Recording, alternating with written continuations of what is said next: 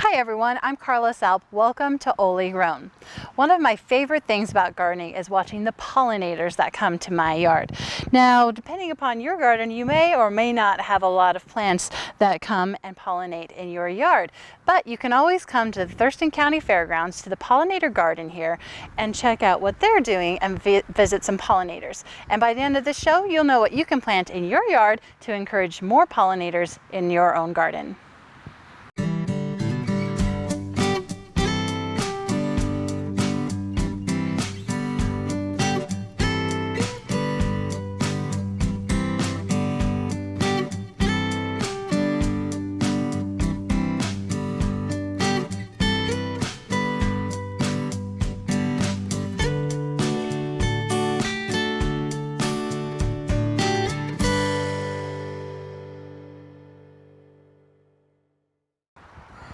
Hi everyone, today we're here with Penny Longwell. She is a master gardener and she is the founder of the Pollinator Garden here at the Thurston County Fairgrounds. It's a beautiful place. Penny, can you tell me how this got started? Oh, you betcha. Back in 2013, I was in master gardener training with you. Same class, we were in the same class. And my husband was learning beekeeping at the same time. So our hobbies just sort of started to meld together as we were talking about what we were learning. And we had some beehives at home, and we had this flower bed that we didn't know what to do with. So we just created a little miniature of this and went, this is fantastic, it works great. And it attracted so many different pollinators that Paul was also part of the fair board here, so we said let's adopt a garden and do one here, and that'll be my project. And so it just developed into this from a blank slate with nothing. It was just soil. There had been a fire and the tree burned down, so we started with nothing. The caretaker here gave us some compost to get started with. I went around and talked to a lot of local nurseries and made sure that they were pollinator safe plants, meaning they're not loaded with a lot of chemicals. And then we just started planting, and they just started with little baby plants, and now here we are, 6 years later. Wow, from baby plants to all of this. That's looked awesome. Nothing like this, and this was not here. My husband built that. Oh, nice. Yeah. Yeah, husbands tend to get sucked into the master gardener. Yes, they are. Thank goodness for them, because they make a lot of things possible that I would not be able to do. That's fantastic. So when you say pollinator, what do you mean by that?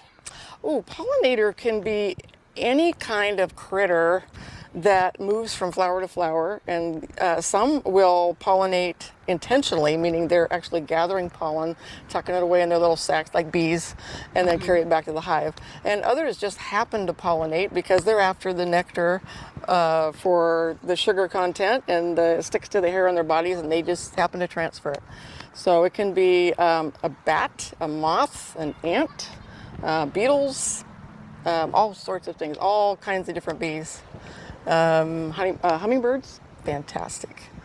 Anything like that. So we have a lot of them. We have over 200 different native pollinators around here. Native means they live here, they're born here, they recognize native plants. Over 200 different types. Wow. Over 4,000 in the U.S., I think. I'm not sure that number, but there's a lot of them there. And the point is that native pollinators have been around long before honeybees came across from Europe. And so they know what they're doing, and they recognize plants that we grow here. Yeah. So native pollinators here recognize native plants that grow here. In another part of the country, there are certain native pollinators that might be different than what we have here. Yeah, so a native so honeybees are not native. Correct. They came from Europe. Came from Europe. Yes. I've heard Italy. Is that correct? Or is that? I'm not sure. I think. Could be. Well, I think there's Germany, Russia. Different types. There are Italians. Okay. Yeah, there are several. Yeah. Several different ones, bred for different reasons. Often slightly warmer, less rainy places. places. A little more temperate.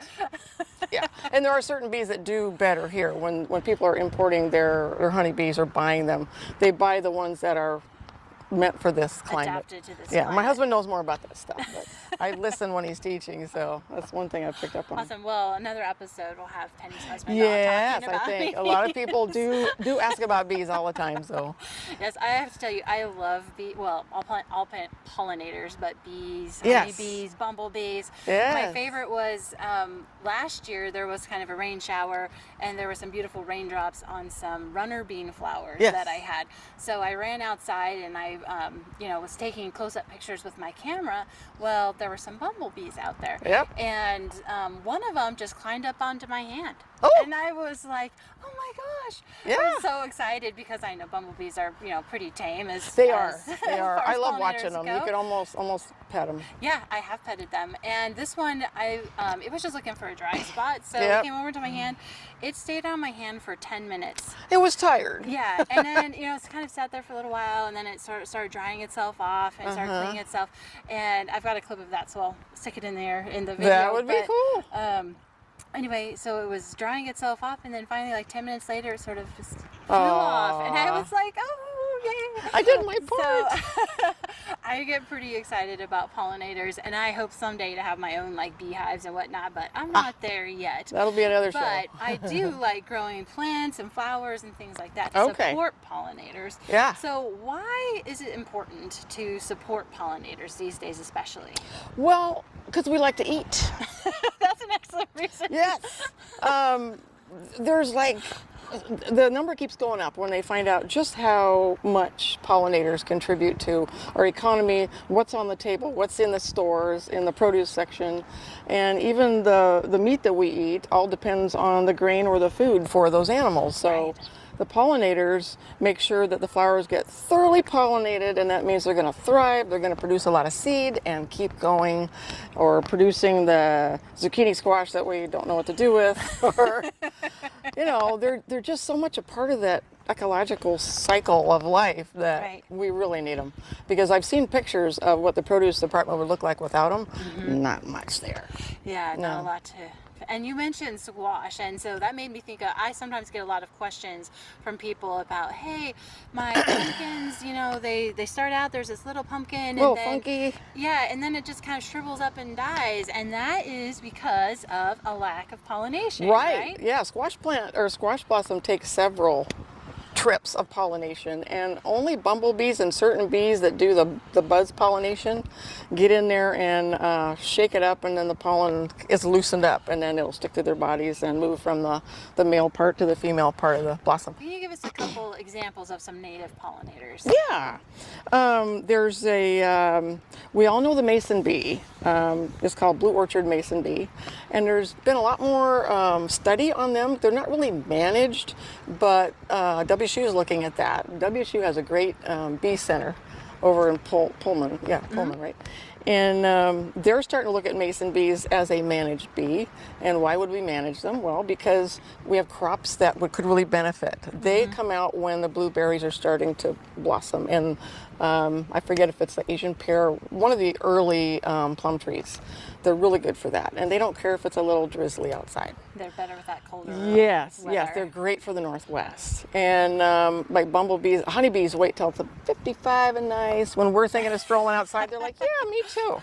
And then they'll go out and do their thing. So let's see, other ones are, alfalfa. Alfalfa bee, they're actually starting to be managed over in eastern Washington. Really? And this is where I had that piece of paper, but there are 2 entomologists that have set up in Walla Walla County a alfalfa bee nesting site, because 70% of the native pollinators live in the ground. They don't build hives under your eaves or anything like that. Yeah. They go on the ground and they either dig their own, or they'll find maybe an abandoned tunnel from something else that used it last year, and it's available. So what I they saw that at my house actually. Like last year, I think there's an area that's pretty much unmanaged, and I was walking out to get the mail, and I looked over there, and I was like, oh, there's like bumblebees coming up out of the ground there, and I was like, oh. In fact, when you put a garden in, try to leave some that isn't mulched. Yeah. Leave some soil available and have a water source, like a bird bath or a little shallow dish in there with some pebbles, because you'll be surprised what'll be attracted to that. And the pebbles are to keep them from drowning, because they'll go water and then I can't get out. So try to give them a nice little environment. But in Walla Walla County, what they have done is study the alfalfa leafcutter bee is very necessary for alfalfa plant and for it to produce seed, and alfalfa is for the cows, and that's how we get hamburgers and steak and all that stuff. So it's all connected like that. So what they did is set up a speed zone, because they noticed that they're getting tons of mason bees, alfalfa cutter bees using the nesting area, ground full of holes, but cars were going by and taking some of them out. So it's the only place that you'll ever find where there are speed zones just for the bees. You can only go 25 miles an hour. It's like a school zone during this hour and this hour and this hour, when they know they're nesting and they're doing their thing. That's pretty awesome. I know. Thought it was very cool. And I think that Washington Grown has actually done a clip on that segment on those bees in Walla Walla. I saw an article. I'll put a link to that video. I was fascinated by that study. I did not know that. Yeah, it's a very cool, very different type of bee. Yep, Awesome. yep. Okay, so Penny, I'm a bee, I'm buzzing along. What am I looking for as a bee that would attract me? Bees are going to look for color. You'd be surprised that the flowers give off a UV radiation kind of look. There's if you go to YouTube and look up C.P. Burrows photography, C.P. Burrows, he does ultraviolet photos of flowers, and they're just gorgeous. It's almost like where the pollen and the nectar is. There's like a runway or stripes of color. Yeah, like here, right here. yeah. So that's what will attract them. So what about our local plants here? What attracts pollinators here locally? Yeah, locally, they like color. There's certain colors that bees like. Butterflies. Moths love anything sweet, and they're also more of a nighttime pollinator. Like they like blossoms like the honeysuckle has a really sweet smell, so they'll find that even in the dusk or in the evening. When a pollinator is out flying around, they like it when you plant things in clumps, not like a yellow one here, a blue one here, a red one here. Try to get groupings of them that are similar color, because they'll only visit that one color at that visit. Interesting. Yeah. So if it's like a smorgasbord, they're just going to go, oh, I like this one. I'm just going to go to all of them I can fit and put all the pollen in here, drink a little nectar, and then fly back to the hive to share what they have. The hummingbirds like tubular flowers, like this penstemon, because they have a really long tongue. And something I didn't know is that hummingbirds' tongue wraps up into their head. Whoa. Yeah. So, and it comes out. I prefer not to think about that. That's a sugar rush right there.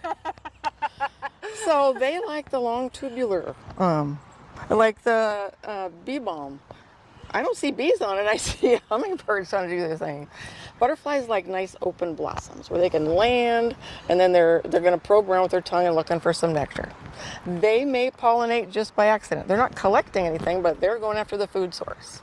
So it's a variety. It's like blues, yellows, reds, whites are going to cover just about everything. All different types. Awesome. Yeah.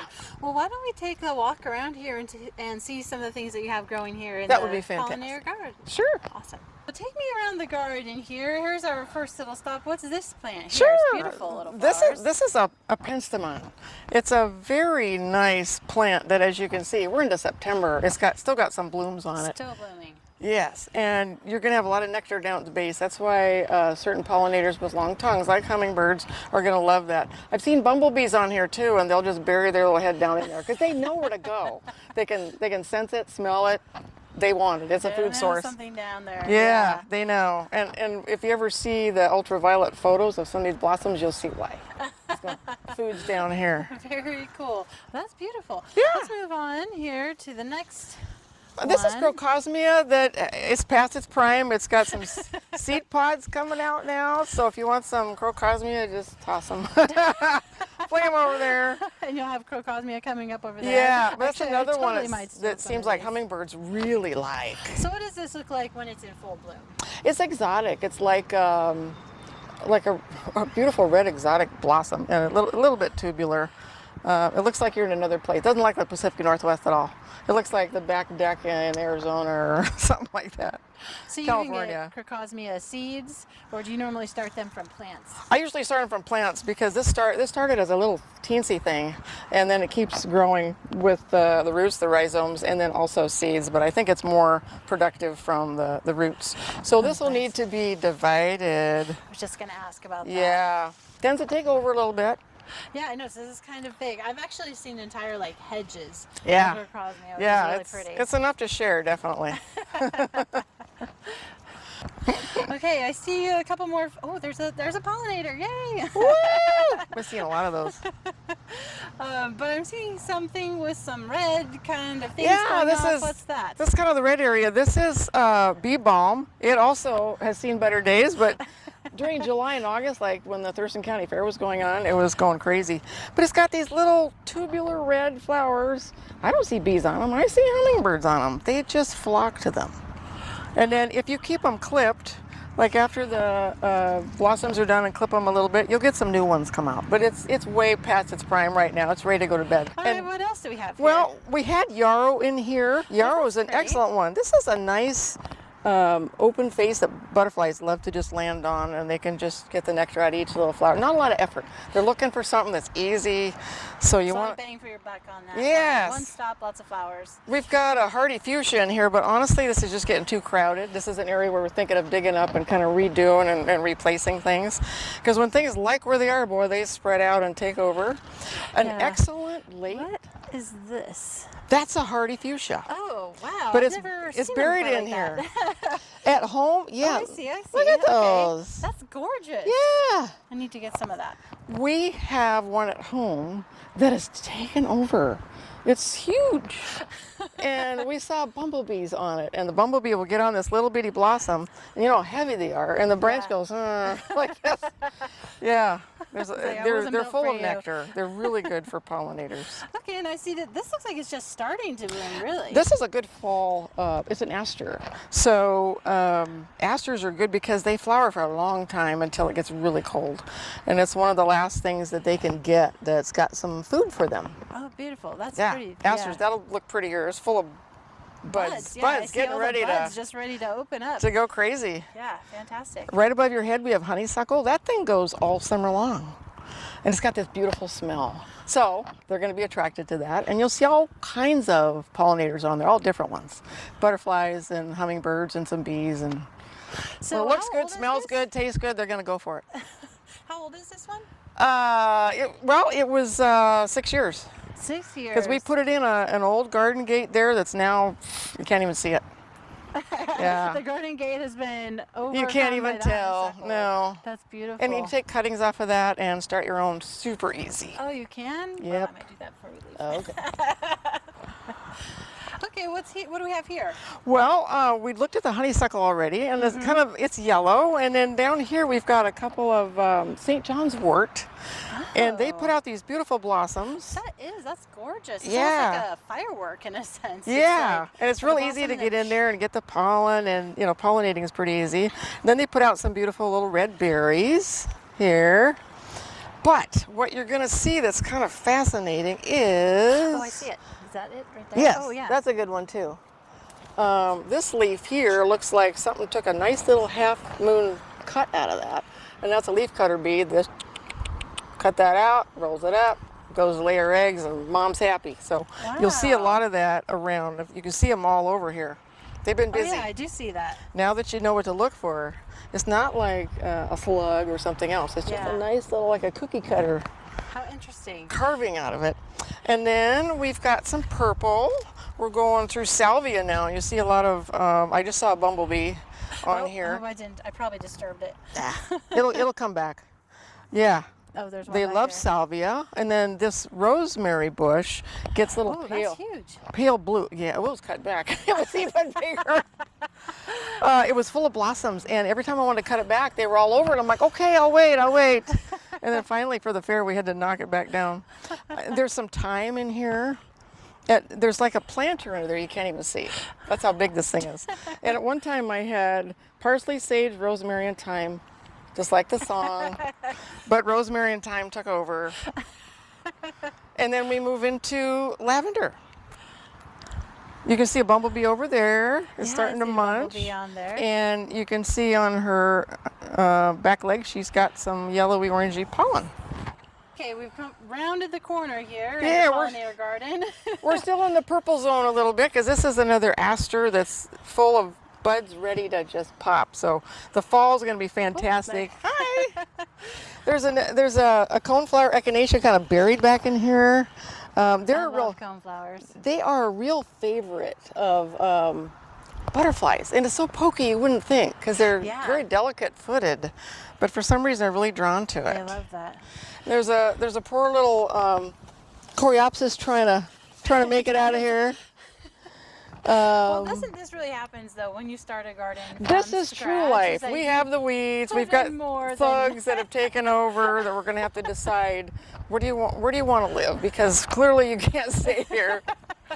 We can't. We've all grown and gotten a little bigger with age, and we can't all fit in the same. So this one's called a germander, and it started small too. So which one are you talking about? This down here? Yeah. The pink? This when it's full of purple, it is loaded with so many bumblebees that when people in the fair, they're like, I didn't know there were that many bumblebees around because they're all right here.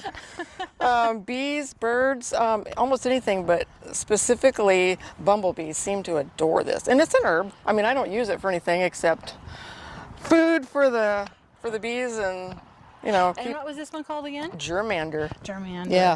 Now, if you ever come and visit the pollinator garden, these signs stay up most of the year except dead winter, and who's going to be out here? But with the signs, I've got, what do you call them, the QR codes? So you can take your phone, zap it, and it'll tell you a little bit more about that plant. Awesome. Yeah. Oh, go back in there now. Okay, what do we have here? I think it's the first real pink flower I've seen. This is cosmos. Butterflies absolutely adore them. Again, butterflies love a nice open face where they can just land and just sip and drink. They're perfect and they're beautiful. And they'll reseed, so once you start them, you're going to have them. That's right. I planted them once, and I have them every year in different spots. And there's lots of different colors. They're just gorgeous. They remind me of zinnias. They're kind of the same thing. And right next to that is yellow, is a... oops, there's ladybug. Crocosmia.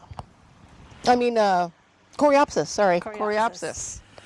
But again, we're getting crowded. See, you can see how large something takes over. It's going to have to be divided, and then these things will have a chance to flourish and bloom and be what they want to be. You know, one of my favorite things with the cosmos at my house is when I come out in the morning sometime, if I have 2 seconds before I have to go to work. Yeah. And the flowers are sort of unfolded in the morning, and there'll be a bumblebee sleeping in there. Yep. I love it. I know. So They cute. will rest. They will rest. Absolutely. So this is a kind of big, beautiful. Well, it was yellowish. beautiful. It was beautiful.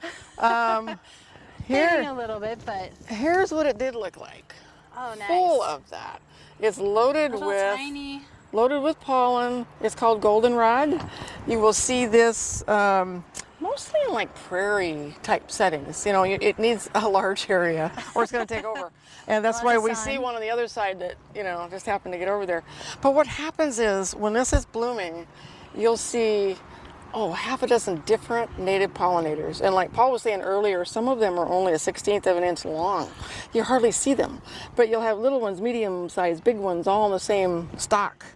And that's why it's perfect for the fair, because the Olympia beekeepers would be right there and they bring people out to show them different pollinators that we have all around us that we don't realize. So it's full of nectar and lots of pollen. They use pollen for protein, right? And nectar for the sugars. So it's full of both, and they absolutely adore it. And this is where you can see a variety of different bees. Yeah. And you'll just be fascinated to see how many. Beautiful. Yeah, and they're Awesome. busy eating, so they're not going to bother you. Don't be afraid of them. They got more important things to do. Yes, they do. Yes, they do. Okay, so I think back here we have a slightly more visible coneflower. Yeah, yeah. This is done really well here.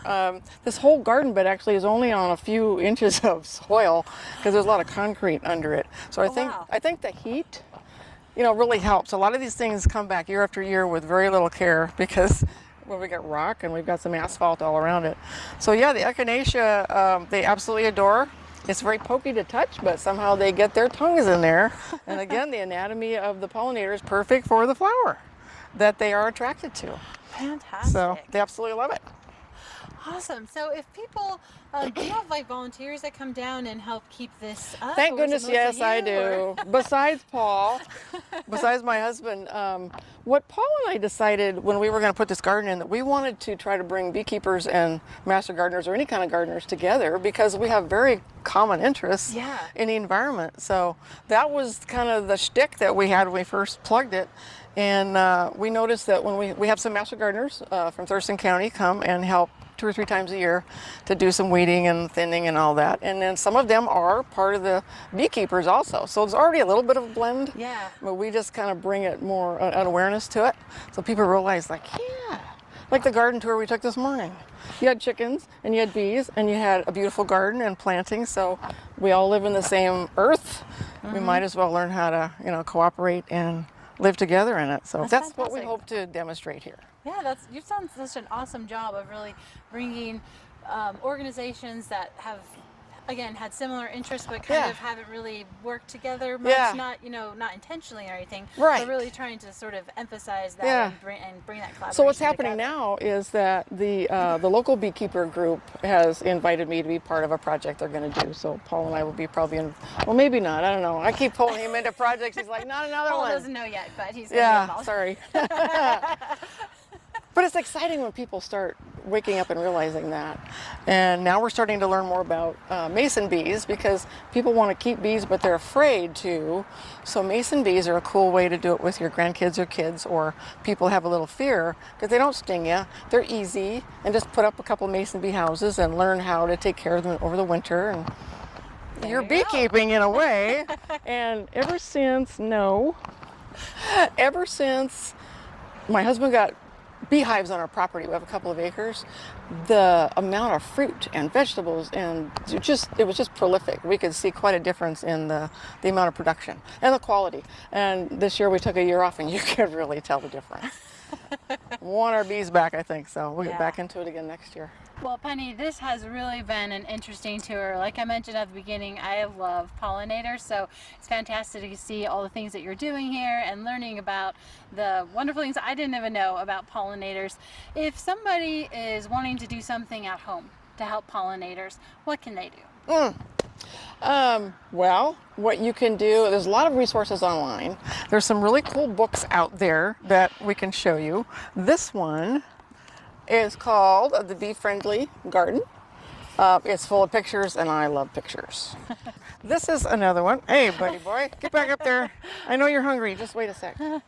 100 Plants to Feed the Bees. Very cool book. Another, full of pictures, and it describes the seasons, the areas of the United States where they grow. You can't go wrong if you just start out with a few plants. Call up your local master gardeners.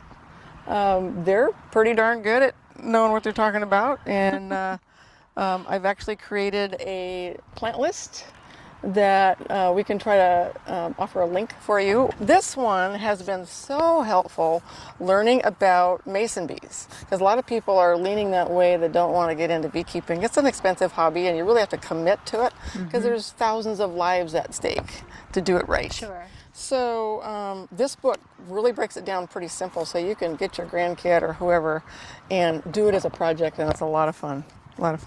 Awesome.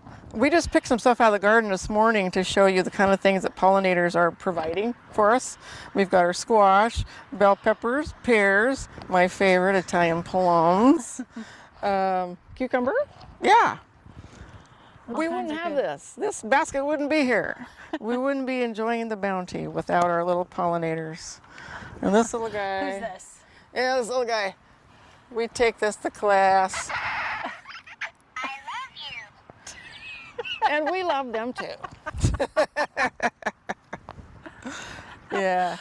I've gotten so excited since I started learning about this that I used to be scared of bees, and now I just watch them like, oh, they're eating what we provided for them. Yeah. And they give back.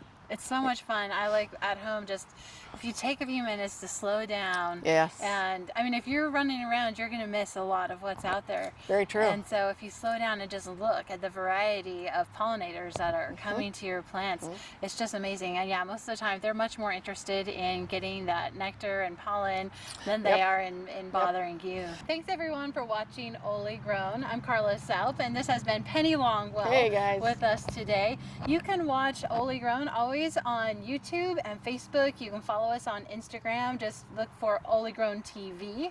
And you can watch us on TV, obviously, a local cable TV here in Olympia. Thanks for watching, and plant something that the pollinators love.